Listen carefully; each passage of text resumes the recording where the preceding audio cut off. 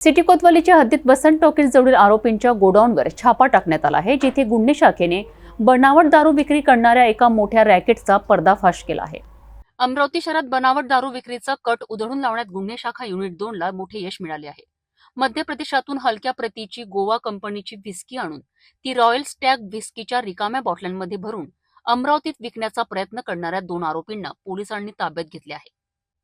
गुन्हे शाखा युनिट 2 ने मिळालेल्या गुप्त माहितीच्या आधारे ही कारवाई केली आहे। पोलिसांनी आरोपींना त्यांच्या स्विफ्ट डिझायर कारसह पकडलेत। त्यानंतर सिटी कोतवालीच्या हद्दीत वसंत टॉकीज जवळील आरोपींच्या गोडाऊनवर छापा टाकण्यात आला। या छाप्यात पोलिसांना धक्कादायक बाब समोर आली आहे। गोडाऊनमधून तब्बल 97,850 रुपये किमतीच्या 515 बनावट दारूच्या बाटल्या जप्त करण्यात आल्या।